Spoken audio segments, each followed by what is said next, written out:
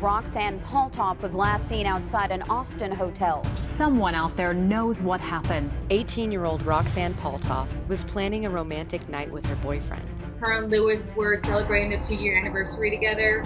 But then she disappeared, and her boyfriend claimed he had no idea where she was. He just told me that they got in an argument and she got pissed off and walked out of the room. It seemed suspicious. For him to take so long to report her missing and then be so evasive was several red flags raised. That mother instinct, I knew something wasn't right. Her family became even more concerned when Roxanne's ID turned up. Her ID fell out of this man's wallet, and he was actually being questioned about a sexual assault case. Police are convinced Roxanne was murdered. We think we know, we can't prove it. But without a body, they don't have much to go on. And Roxanne's family is determined to get answers. Somehow, some way, we're gonna find her, dead or alive. I want to bring her home. What happened to Roxanne Paltauf?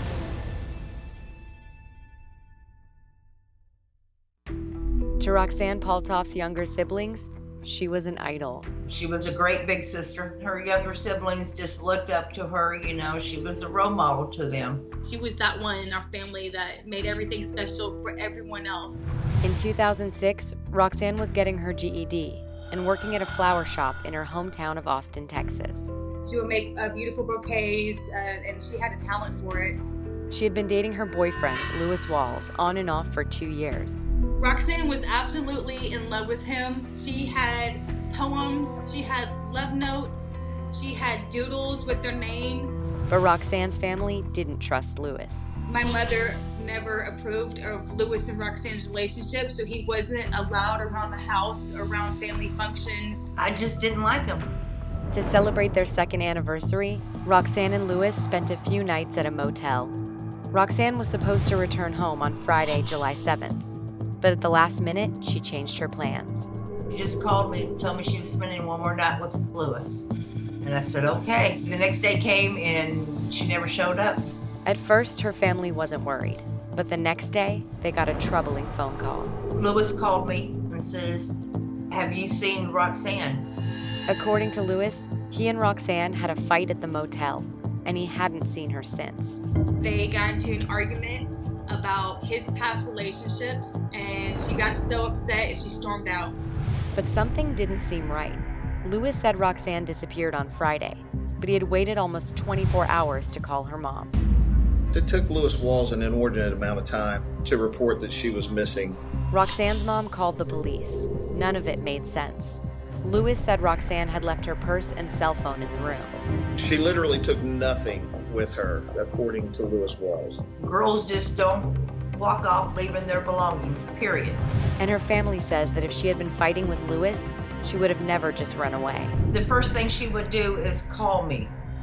Roxanne's family got even more worried when they found out that the motel where Lewis had taken her was in a bad area.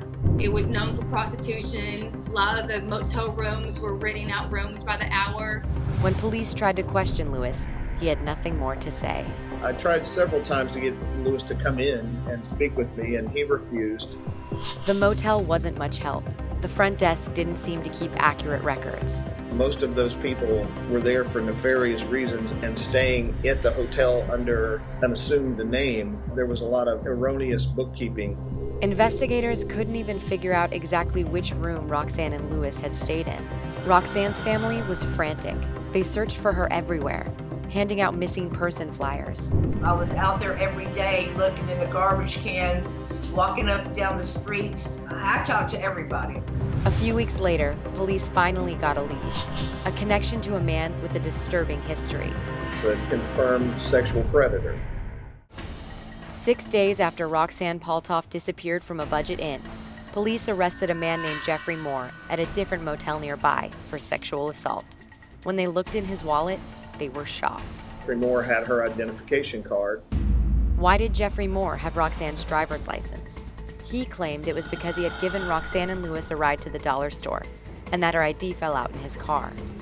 Detectives didn't buy his story, but because they had no other evidence linking him to Roxanne, they had to let him go. Then, a week later, police made a tragic discovery. We get a phone call from the police department because they found a dead body. The body was found 10 miles from the Budget Inn where Roxanne had gone with her boyfriend. I thought it was Roxanne, and I was trying to get ready for that. This is it, we found her. But it turned out to be someone else, a 37-year-old woman named Loretta Roberts, a known prostitute who had gone missing from the same Budget Inn just days after Roxanne disappeared. Was it just a coincidence? Or were the cases of the two missing women connected? She was last seen within 50 yards of where Roxanne was last seen. Where was Roxanne? As police searched for more clues, they uncovered some alarming things about her boyfriend, Lewis. There were over 300 phone calls made on her phone after she disappeared. Before Lewis ever bothered to let Roxanne's mom know she was missing, he had spent the whole night using her phone. He was on the phone with his ex-girlfriend in New Mexico. He was on this phone with 1-800-SEX lines. Roxanne's family also learned that Lewis wasn't 18. He was actually 28, a full 10 years older than he had claimed to be. Roxanne was 16 when she met Lewis, so he was like in his late 20s, messing with a 16-year-old girl. What's more, Lewis had a criminal record, and he had spent time in prison for being involved in prostitution. Roxanne's family became convinced that Lewis took her to the motel, hoping that he could turn her into a prostitute and become her pimp. I believe that Lewis is trying to get her to do something that she didn't want to do. My gut instincts tells me Lewis. It's all Lewis. Was Roxanne murdered for saying no? Or could she have been sold into sex trafficking?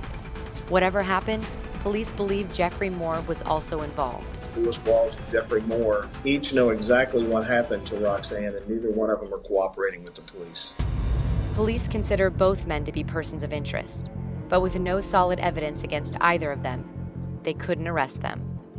And 12 years later, Roxanne is still missing. Roxanne's friends and family come together every year on the anniversary of her disappearance to raise awareness of her case.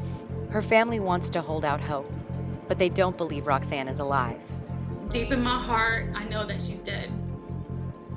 And I think whatever happened to her happened that night. And if Roxanne is dead, police believe someone knows where to find her. Her body is out there somewhere. It's not vanished into thin air. It is somewhere. Her family is pleading for anyone with information to please come forward. It's the not knowing that hurts so much.